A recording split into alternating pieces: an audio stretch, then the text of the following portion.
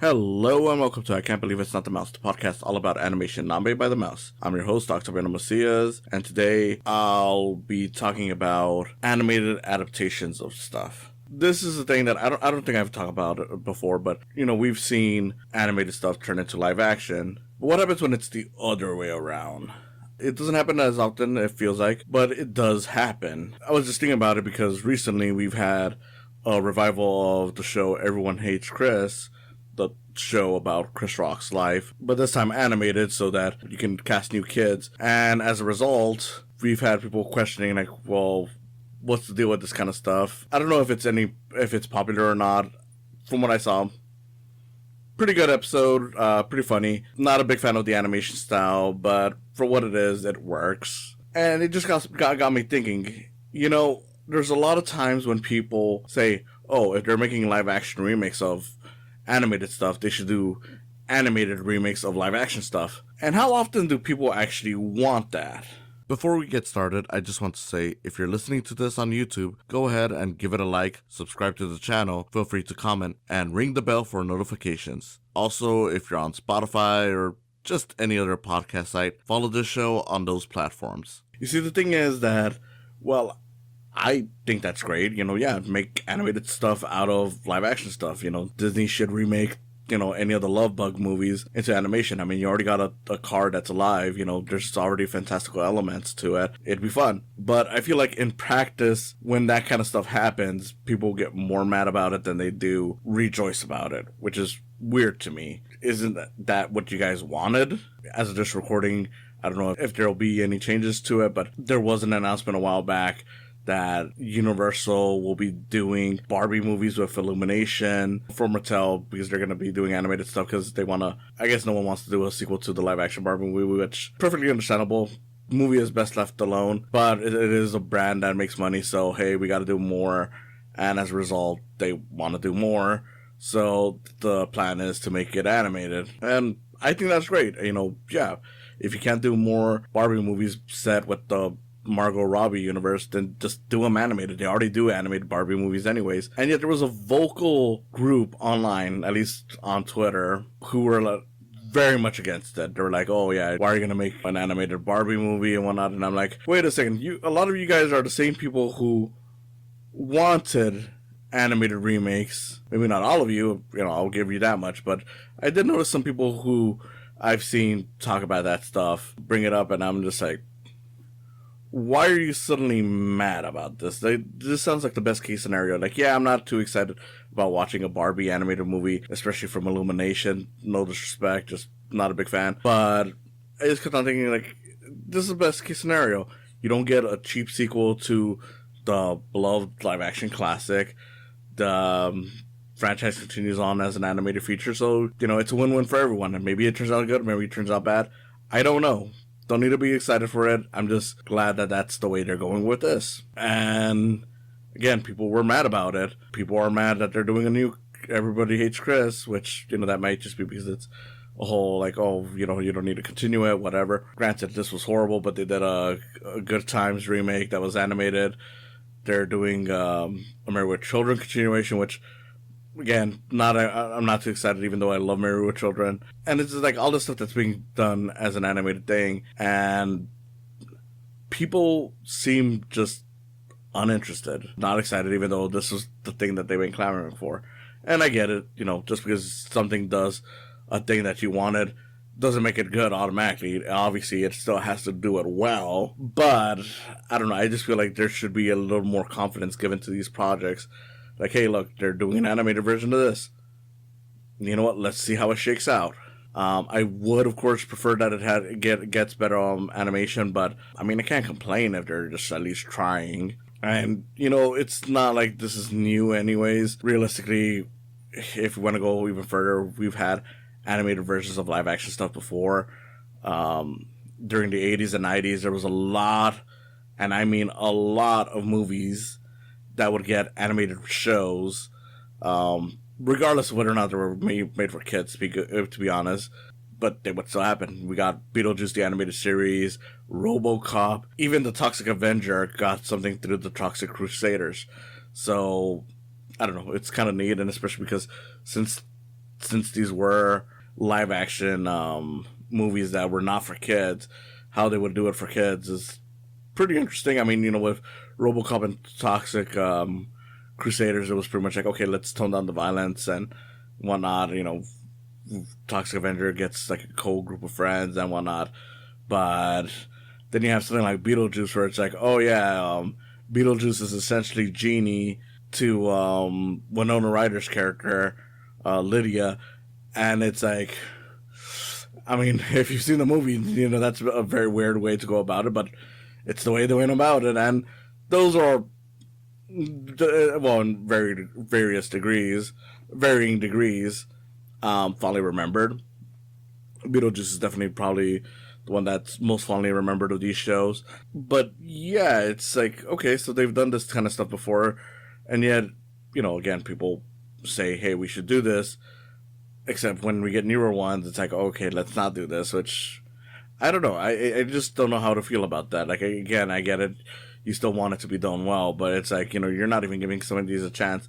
I remember over a decade ago, they did an animated version of Napoleon Dynamite, like 5 or 6 years after that movie came out, and personally, I thought it was a pretty funny show. Unfortunately, it only lasted one season because, again, by the time it came out, a bunch of people just said, no, we don't want this, even though, I don't know, I feel like Napoleon Dynamite lent itself well to animation, especially because it was, I don't want to say it was like King of the Hill, but it kind of felt like that kind of style where it's like, okay, it's like mundane, but the characters are larger than life, and that's kind of where the animation really takes, advantage of the situation. Maybe if I rewatch it, I'll see that it's not as good as I remember it, but from what I remember watching and some of the jokes that I remember, it was fine. It was a well enough show, and hey, with one season, is it really fair to judge whether or not it could have been good or not? Because a lot of shows, maybe not anymore because Netflix cancels them right away, but there was a lot of shows that would, take a few years to find their stride. I feel like a lot of shows maybe hit their third or fourth season before they actually get really good. I don't know. It just feels like people should be more open-minded to these things if they truly do want it to happen. And I do think that they should want it to happen. I mean, we're getting all these live-action remakes, and, you can go even further. There's been stuff that was animated, then turned live-action, and then went back to animation, and didn't get the fanfare it deserved. Transformers 1, it's, returning to the franchise's roots of being animated, and as a result, it's not making as much money as the live-action iterations are. I wouldn't call it a complete failure, given everything, but that is the truth of what's going on. A similar thing happened to Spider-Man. They were doing a bunch of live-action movies, and then out of nowhere, hey, let's do an animated Spider-Man movie. Did okay. Wasn't until the sequel where it became a mega hit, and it just tells you, like, yeah, sometimes animation is the way to go with these franchises. We had the live-action Mario movie. I think it's an interesting movie, despite how messy it is, but it is a mess. And then you get the animated one, and it's like this very faithful, very loving creation. Some people don't like it as much just because it's not as interesting. I understand. But as an adaptation of the material, it's cute. It's well done.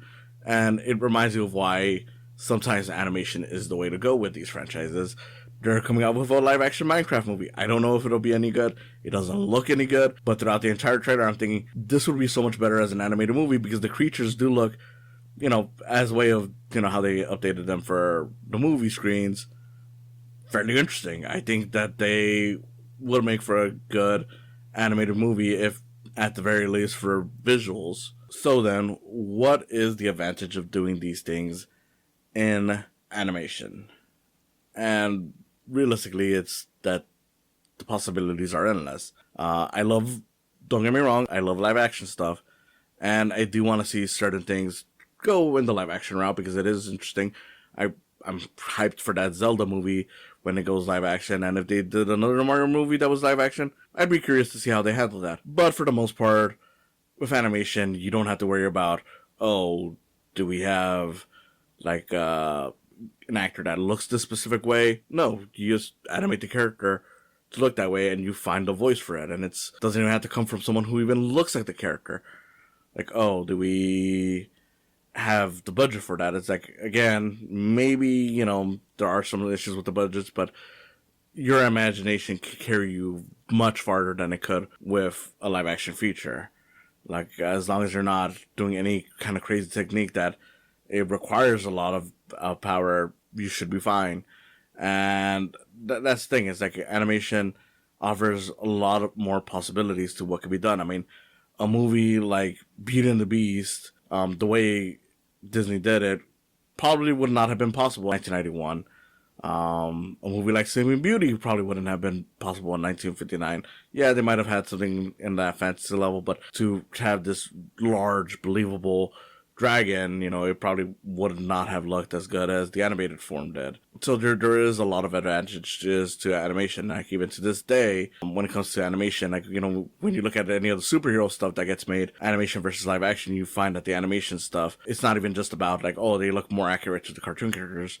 That I don't really care about. It's more so that they're able to cram in as many characters as possible without worrying about breaking the bank, and they do these larger than life situations that normally in live action would just either look a bit off, or even if they did perfectly well, would never look as great as that. Like, if we had Endgame, for example, as an animated feature, that whole scene where the heroes and villains are running to, fight each other would have been much more colorful, vibrant. It would have just been more of an interesting setup than what we ended up getting. And that's my main argument for animation, that we should consider doing it more on the live action front.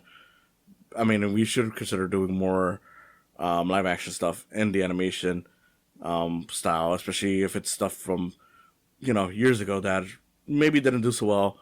Like, hey, why not take a crack at it on animation? Waterworld is a very popular attraction, but the movie not so much.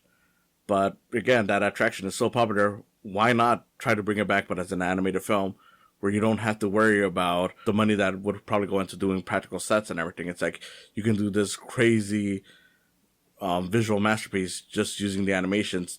You got something like Moana that already shows you how good water can look in animation, and you could go more stylized. You could take more of an interesting approach to how the animation looks like.